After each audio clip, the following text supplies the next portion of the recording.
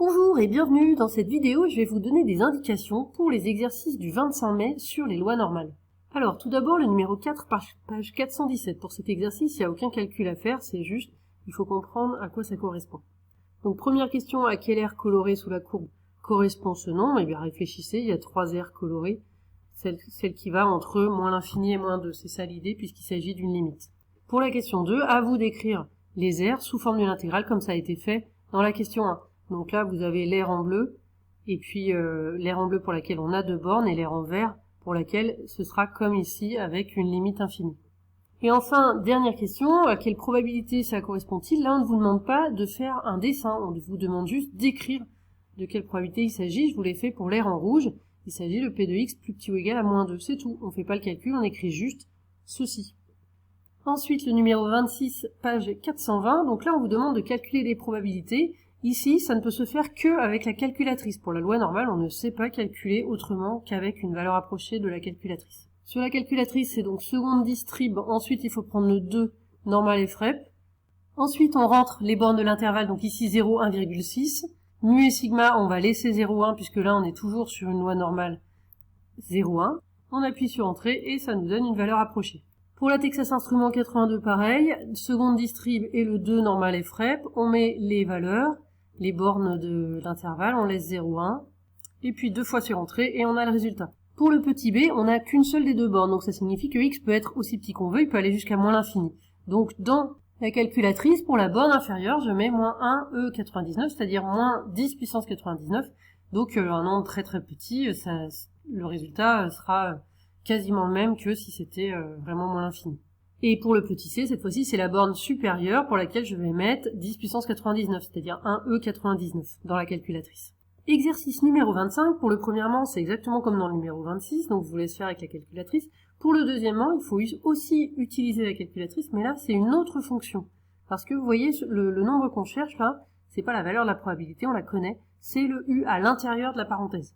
Alors, toujours seconde distrib, mais cette fois, on prend le 3 inv normal.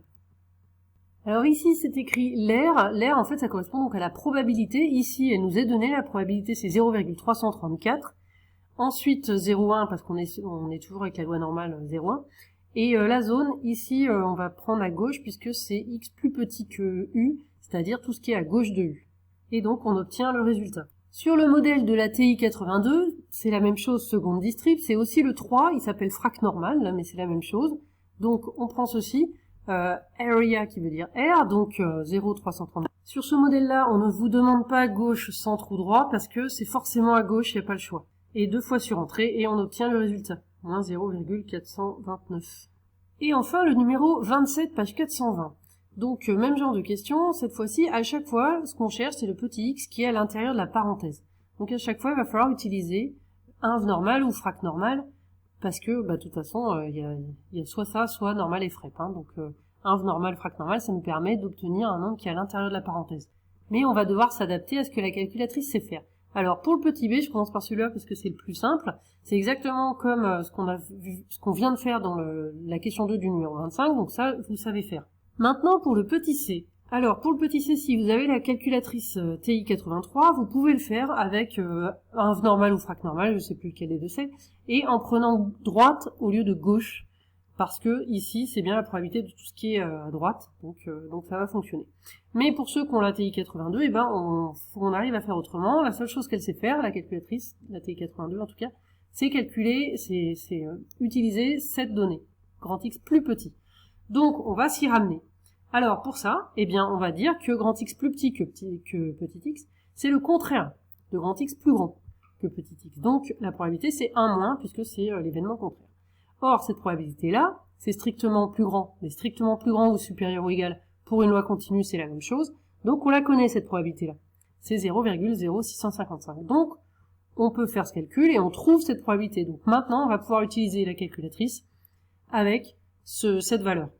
Pour le petit a, ce qui nous est donné dans l'énoncé, cette probabilité, donc que grand X soit entre 0 et petit x, ça correspond à une aire de ce type entre 0 et petit x qu'on ne connaît pas, et on connaît donc la valeur de cette aire, de cette probabilité. Alors le problème, c'est que la calculatrice, si on lui donne cette aire entre 0 et x, elle sait pas faire. La calculatrice, elle sait faire cette aire en bleu, c'est-à-dire quand tout ce qui est à gauche, si on connaît l'aire de grand X plus petit que X. Ça, elle sait faire. Donc, qu'on va faire, puisque pour la calculatrice, il faut qu'on arrive à connaître cette probabilité en bleu, eh bien, on va dire que la probabilité en bleu, c'est celle en orange, donc ou en marron, là, qu'on connaît, qui est donnée dans l'énoncé, plus celle en vert.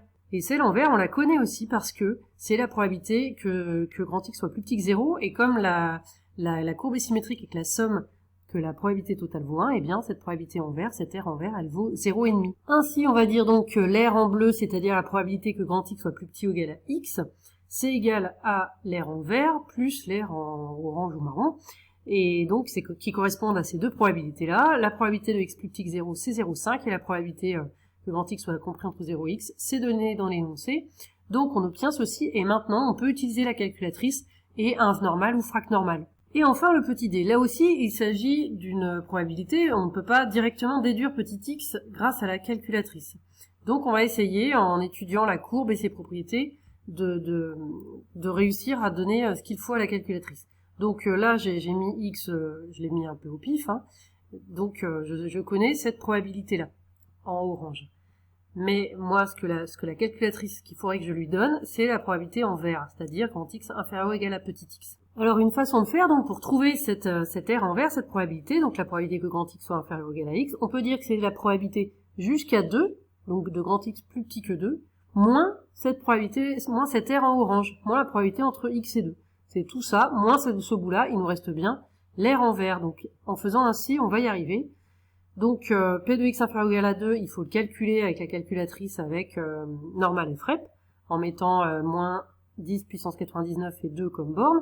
Et puis, la deuxième probabilité, on la connaît, elle est donnée dans l'énoncé. Donc, une fois que vous calculez ça, et ensuite, il faut utiliser encore inv normal ou frac normal pour obtenir le petit x.